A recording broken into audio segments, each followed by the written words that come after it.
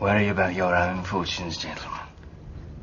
The deepest circle of hell is reserved for betrayers and mutineers. Give yourself to the dark side. It isn't pretty, elegant, or finely engineered, but its toughness, reliability, and simplicity have made it the most manufactured gun in history. Number 6, the AK-47. From Vietnam to Afghanistan, wherever there was conflict in the second half of the 20th century, the AK-47 has been there. Its origins can be found in the rubble and debris of Europe during the final days of the Second World War. The Nazis had realized that a better gun was needed for street fighting. But their Sturmgewehr, or assault rifle, came too late to save the Germans. However, its concept inspired the Soviet Union to create their own version, in secret.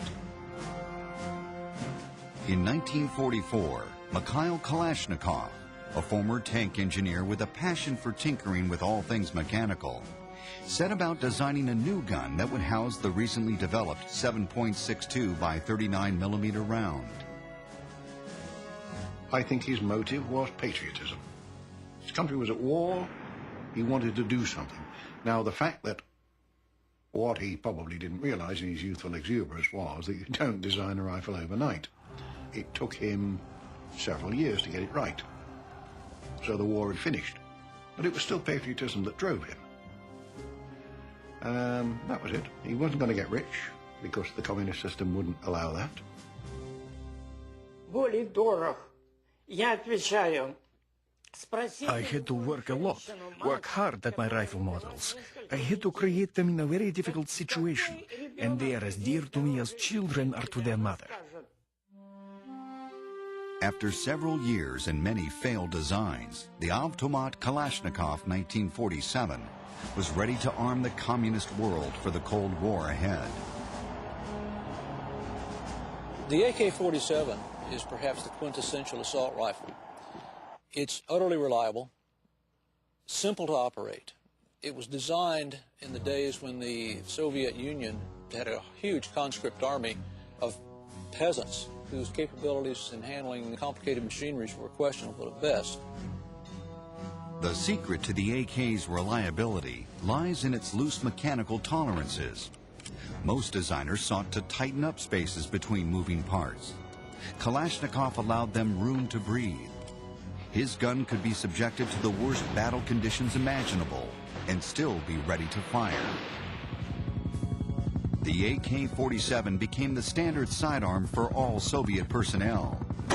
With its single or automatic firing capabilities, it performed the roles of both a rifle and submachine gun in one robust package. The AK is so widely recognized because of its huge proliferation. The Soviet Union in the days of the Cold War literally gave these rifles away, but the fact of the matter is, upwards of 50 million of them were made.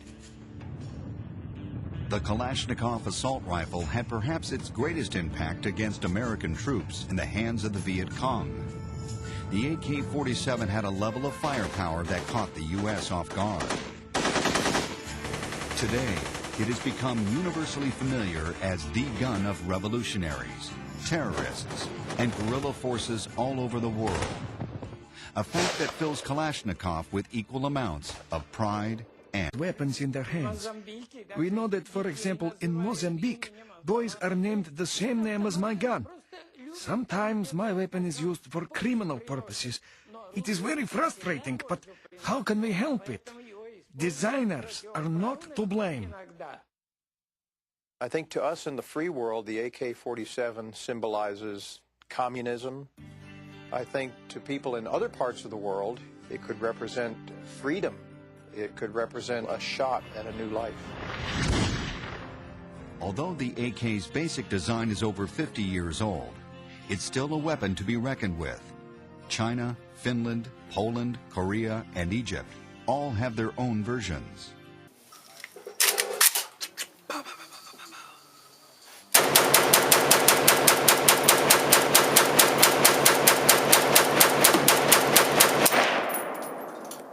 AK-47, the very best there is. When you absolutely, positively got to kill every motherfucker in the room, except no substitutes.